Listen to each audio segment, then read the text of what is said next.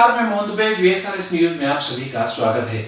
आइए नजर डालते हैं देश और दुनिया की तमाम टॉप 10 खबरों पर। म्यांमार में सैन्य तख्तापलट के खिलाफ चल रहे विरोध को दबाने के लिए सैनिक लगातार गोलियां बरसा रहे हैं। अब तक 68 प्रदर्शनकारियों की मौत हो चुकी है। यहाँ मंगलवार को विरोध की एक ताकतवर तस्वीर सामने आई। काचिन के मार्किना में गोलियां बरसा रहे सैनिकों के सामने नन सिस्टर एनरोज नू तावंग खड़ी हो गयी। सैनिकों से कहा, बच्चों, महिलाओं, प्रदर्शनकारियों पर गोलियां चलाना बंद कीजिए। सबसे पहले मुझे गोली मारिए। मैं तब तक नहीं हटूंगी जब तक आप यहाँ से नहीं चले जाते या मेरी मौत नहीं हो जाती।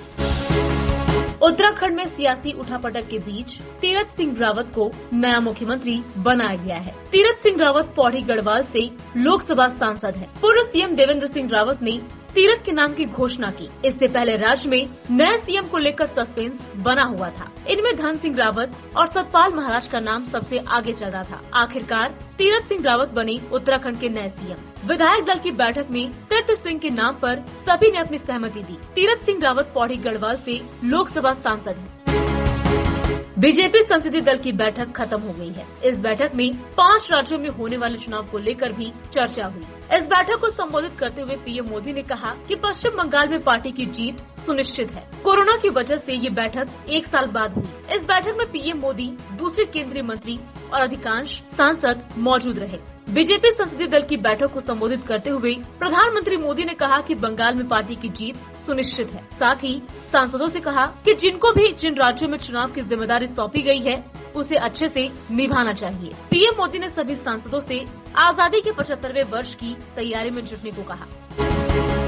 उत्तर प्रदेश के अयोध्या में राम मंदिर निर्माण में 12 लाख घन फुट पत्थर लगेंगे। 3 स्तर पर लगने वाले इन पत्थरों में लिपिन तक ऊंचाई में 4 लाख घन फुट, पर कोटा के निर्माण में 4 लाख घन फुट व मुख्य मंदिर के निर्माण में 4 लाख घन फुट से ज्यादा पत्थर लगेंगे। मंदिर की नींव की खुदाई 35 फुट गहराई तक हो चुकी है। अभी 5 फुट खुदाई बाकी है, जो मार्च के अंत तक पूरी हो जाएगी। मंदिर की नींव की भराई का काम अप्रैल के पहले हफ्ते में शुरू हो जाएगा। चंपत राय का कहना है कि मंदिर की नींव से लेकर पूरे निर्माण में विशेष इंजीनियरिंग विशेषज्ञों की टीम केवल इसलिए लगाई गई है क्योंकि यह सामान्य मंदिर न होकर ऐतिहासिक मंदिर है।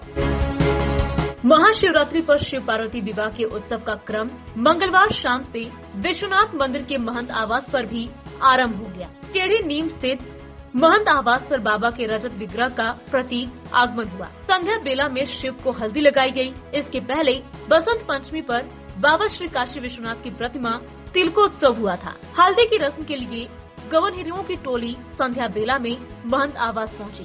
एक तरफ मंगल गीतों का गान हो रहा था, दूसरी तरफ बाबा को हल्दी लगाई जा रही थी। बाबा के तिल हल्दी की रस्म महंत डॉक्टर कुलपति तिवारी के सानिध्य में हुआ। मांगलिक गीतों से महंत आवास गुंजायमान हो उठा। ढोलक की थाप और मंजीरे की खनक के बीच शिव पार्वती के मंगल दाम्पत्य की कामना पर आधारित गीत गाए गए। उत्तर प्रदेश के मुख्यमंत्री योगी आदित्यनाथ अपने 2 दिवसीय दौरे पर बुंदेलखंड पहुंचे हैं। झांसी में योगी ने 1664 करोड़ की योजनाओं का लोकार्पण और शिलान्यास किया। इस मौके पर उन्होंने कृषि कानूनों को लेकर विपक्ष को आड़े हाथों लिया। कहा कि जिन्हें खेती किसानी की ABCD नहीं आती है, वे किसानों के हित में बनाए गए कानून पर टिप्पणी कर रहे हैं। जिन्हें अन्नदाताओं के चेहरे पर खुशहाली अच्छी नहीं लगती, वे किसानों को गुमराह कर रहे हैं। जब वैश्विक मंच पर प्रधानमंत्री मोदी के कार्यों को सराहना मिल रही है, तो भारत में रहने वाले कुछ विदेशी जूठन पर पलने वाले लोगों के पेट में दर्द हो रहा है। उसी पेट दर्द का उपचार करने की आवश्यकता है। बिहार विधानसभा के बजट सत्र की कार्यवाही का आज 14वां दिन है। विधानसभा के अंदर शराबबंदी को लेकर विपक्ष ने जमकर हंगामा किया। राजद के विधायक भाई वीरेंद्र ने कहा कि कई अफसर ऐसे हैं जिनको शराब के बिना रात में नींद नहीं आती है। इसके बाद सत्ता पक्ष के विधायकों ने इस बयान की कड़ी निंदा की। विधानसभा अध्यक्ष विजय सिन्हा ने राजद विधायक से पूछा कि आप नाम बताइए कि कौन बिना शराब का सेवन किए नहीं सोता है। इसका जवाब देते हुए भाई वीरेंद्र ने कहा कि ये गोपनीय है, जांच कराने पर सब पता चल जाएगा। राजद विधायक के सवाल पर जवाब देते हुए संसदीय कार्य मंत्री विजय चौधरी ने कहा कि शायद आप अपना अनुभव बता रहे थे। विपक्ष के विधायक सदन में जमकर हंगामा कर रहे हैं। राजद, कांग्रेस और वाम दलों के विधायक वेल में आकर हंगामा कर रहे हैं। वे सरकार के खिलाफ नारेबाजी कर रहे हैं। प्रधानमंत्री नरेंद्र मोदी ने मंगलवार शाम पीएम आवास में भगवत गीता के 11 खंडों का विमोचन किया। इन खंडों में गीता के श्लोकों की पांडुलिपि पर 21 बुद्धिजीवियों ने व्याख्या की है। कार्यक्रम में पीएम मोदी ने कहा, गीता ने आजादी की लड़ाई को ऊर्जा दी। इससे देश एकता और आध्यात्मिक के सूत्र में बंधा। इस पर शोध किया जाना चाहिए। आज जब देश आजादी के 75 साल मनाने जा रहा है, तो हमें गीता के इस रूप को देश के सामने रखने की कोशिश करनी चाहिए। पीएम मोदी ने कहा कि भारत को एकता के सूत्र में बांधने वाले आदि शंकराचार्य ने गीता को आध्यात्मिक चेतना के रूप में देखा। रामानुज आचार्य ने गीता को आध्यात्मिक ज्ञान की अभिव्यक्ति के रूप में देखा। पश्चिम बंगाल की मुख्यमंत्री ममता बनर्जी ने नंदीग्राम सीट से अपनी नामांकन दाखिल किया। नामांकन करने से पहले अपनी ताकत दिखाने उन्होंने हल्दिया में 1 किलोमीटर लंबा रोड शो किया, जिसमें टीएमसी के हजारों कार्यकर्ता मौजूद रहे। इससे पहले ममता नंदीग्राम के एक शिव मंदिर में पूजा करने पहुंची। यहाँ उन्होंने भगवान शिव का जलाभिषेक किया। इससे पहले ममता ने नंदीग्राम में अपने पार्टी कार्यकर्ताओं से मुलाकात की थी। उन्होंने बताया कि नंदीग्राम या सिंगुर से चुनाव लड़ने का इरादा बहुत पहले ही कर लिया था। भाजपा के हिंदू कार्ड पर हमला करते हुए उन्होंने कहा, मेरे साथ हिंदू कार्ड मत खेलो, मैं भी हिंदू हूँ और घर से चंडी पाठ करके निकलती हूँ। वहीं केंद्रीय मंत्री गिरिराज सिंह ने ममता पर निशाना साधा है। उन्होंने कहा कि बंगाल में रोहिंग्या के साथ साथ ममता दीदी भी नर्वस हैं।